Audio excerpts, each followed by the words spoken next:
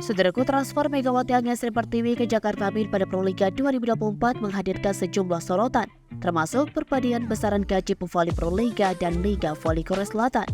Megawati Agnes resmi menjadi bagian Jakarta Bin setelah merampungkan tugasnya di Daejeon Jeonju Respark di Liga Voli Putri Korea Selatan.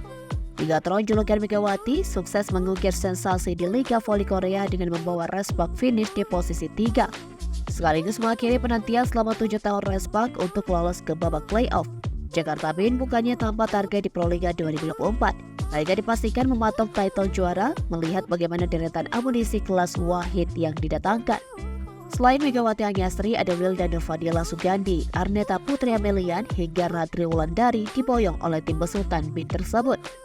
Menjadi pertanyaan tentunya, berapa biaya yang harus dikeluarkan oleh Bin untuk mendatangkan gerbong pevoli berlabel Timnas Indonesia? Pasalnya, dari tim putra, Bin juga menggait Rifan Nurmulki, Dimas Saputra, Jason Nathanael, hingga mantan setter Timnas Voli Putra Indonesia Bagus Wahyu. Rifan Nurmulki dan Megawati Agnesri disebut menjadi pevoli lokal dengan value termahal saat ini, karena status keduanya sebagai opposite terbaik yang dimiliki Indonesia. Menariknya, jika dilakukan perbandingan besaran gaji yang diterima pevoli di Proliga dan Liga Voli Korea terbilang jomplang. Joseph melaporkan pemain asing Asia yang menjalani musim pertamanya di Liga Voli Korea seperti Megawati Agnesri saat memperkuat Respark mendapatkan gaji 100.000 USD alias 1,5 miliar rupiah. Regulasi besaran gaji pevoli asing Asia di Liga Voli Korea mengalami perubahan untuk musim depan.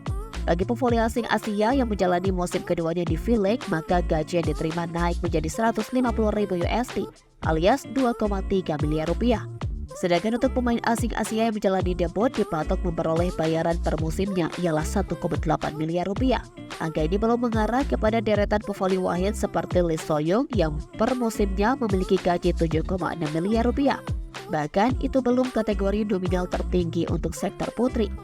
Dua pevoli putri pemilik gaji tertinggi di Liga Voli Korea ialah Kim Hyokung dan Park Jeon Ah yang menyentuh 9 miliar rupiah. Lantas berapa besaran gaji pevoli di Proliga? Yang memang secara durasi kompetisi jauh lebih pendek ketimbang V-League. Secara data tidak ada yang menunjukkan besaran gaji pasti bagi pevoli yang tampil di Proliga, karena setiap tim memiliki finansial berbeda plus bergantung kepada nama besar dan venue yang dimiliki pemain itu sendiri.